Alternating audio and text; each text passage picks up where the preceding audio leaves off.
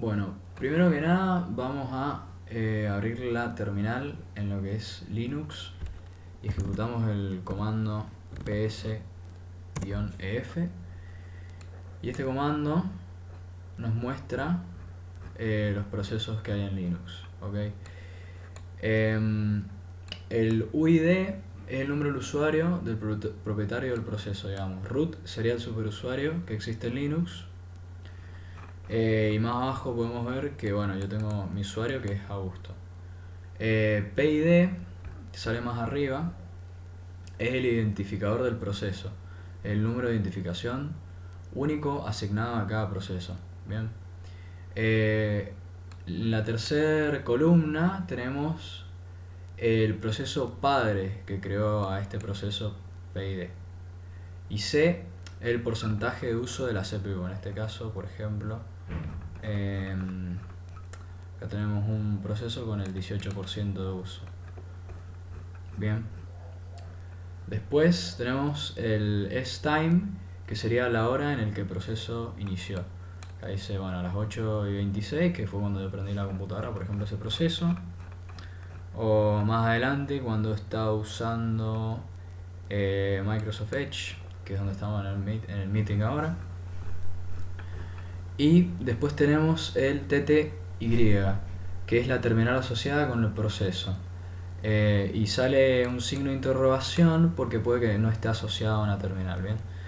Time es el tiempo de CPU, es la cantidad de tiempo de CPU utilizado por el proceso desde su inicio. Em, por ejemplo, acá tenemos Gnomes, es la distribución, o más bien la interfaz de Linux. Bueno, dice 7 minutos 50. Bien. Y CMD es el comando o nombre del programa que inició el proceso. Así que bueno, eso sería todo lo que se muestra en el comando ps-ef en Linux. Bueno, una vez dentro del administrador de comandos, vamos a anotar el parámetro task list-b. Esto lo que nos muestra es la información de la memoria virtual para cada proceso. Esto incluye la cantidad de memoria virtual que está utilizando el proceso, la cantidad de memoria virtual disponible para cada proceso y la cantidad de memoria virtual que se le asigna a cada proceso. Entonces, ejecutamos y nos salta todas las líneas de código.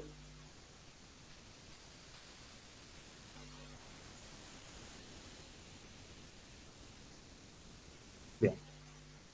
Bueno, columna por columna vamos a ir explicando. El nombre de la imagen nos muestra el nombre del archivo ejecutable del proceso, es decir, el nombre del programa que se está ejecutando. En esta columna, el PID lo que nos muestra es el identificador de procesos, es el número de identificación único asignado a cada proceso del sistema. Acá tenemos el nombre de sesión, que lo que nos quiere decir es el nombre de la sesión de Windows a la que pertenece el proceso. Esto suele ser los services. Número de sesión, la siguiente columna, es el número de la sesión a la que pertenece el proceso. El uso de memoria con su estado, el uso de memoria, la cantidad de memoria RAM que utiliza el proceso. Tenemos nuestro nombre de usuario y el tiempo que utiliza en CPU. Ahora, en nuestra línea número 4, el tiempo de CPU es de 0, ya que este proceso no utiliza ningún tiempo en la CPU. Y en nuestra línea 6, el uso de memoria en la memoria RAM es de 944 kilobytes. Para el ejercicio 14, ejecutamos desde el PowerShell el comando getProcess.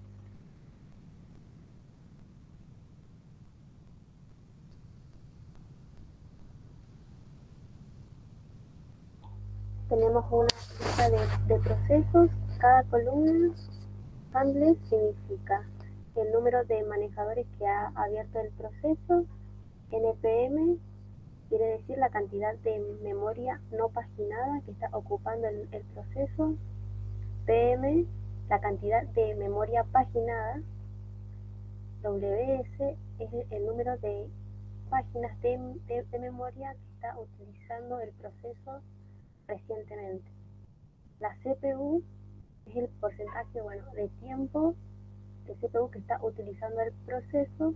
El ID es el número con el cual identificamos al proceso.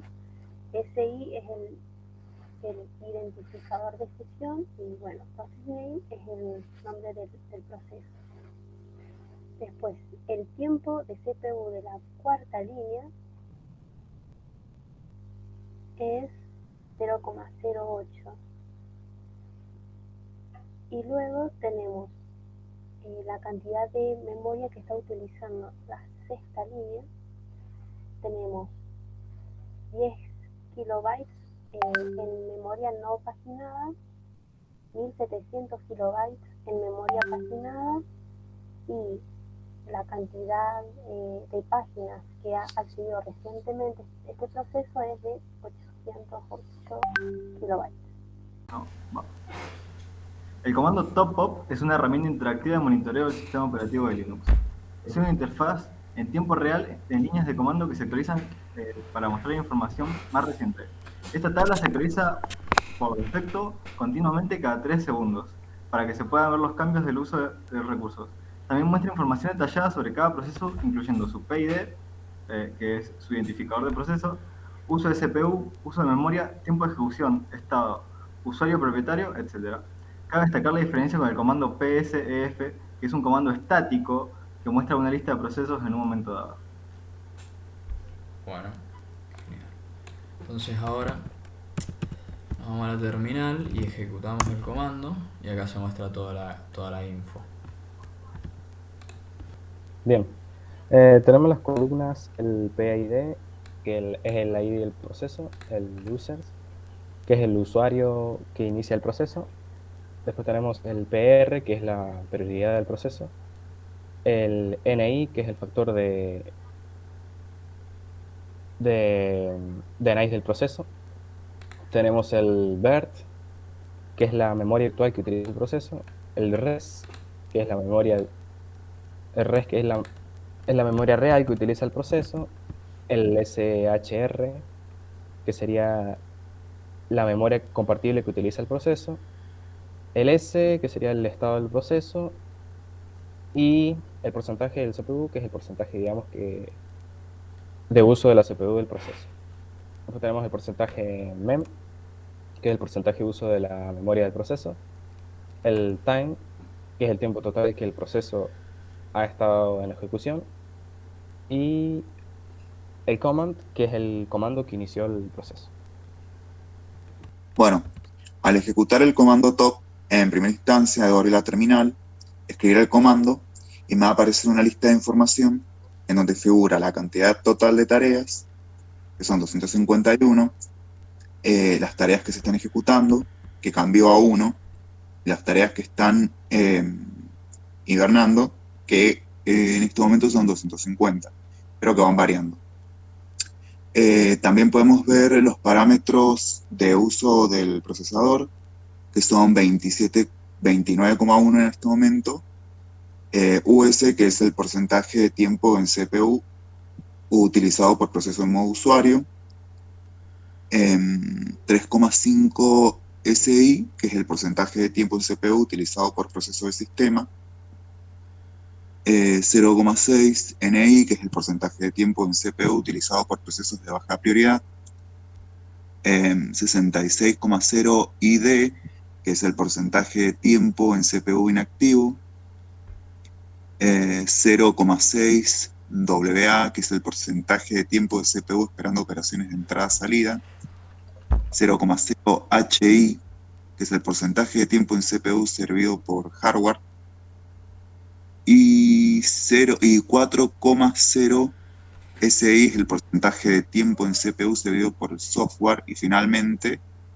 0,0 ST, que es el porcentaje de tiempo en CPU robado por una máquina virtual. Para suspender una tarea, ejecutamos el comando killstop PID, identificador del proceso. Para verificar la cancelación, ingresamos una vez más al comando top, y al fijarnos en la sección de las tareas podemos observar que hay una tarea suspendida donde antes no figuraba ninguna. Para confirmar esto, al intentar realizar una acción sobre el proceso, envía un mensaje al sistema notificando que el proceso no responde. Además, también se observa que la cantidad total de procesos y los parámetros que presentan son de valores diferentes. Bueno, entonces ahora para ver vamos a ejecutar el comando psef, que es la lista de procesos estática. Entonces yo acá puedo ver el proceso, por ejemplo, de la calculadora. Nosotros vamos a suspender el proceso de la calculadora y lo vamos a chequear en el comando top, como dijo Ezequiel. Entonces primero vamos a ejecutar el comando kill stop -stop, y PID sería la etiqueta o el identificador del proceso, que es este que está acá.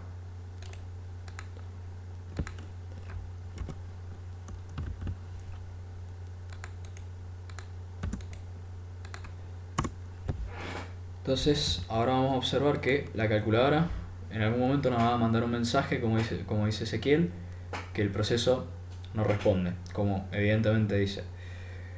Si nosotros queremos reanudar este proceso, vamos a ejecutar el comando kill-cont,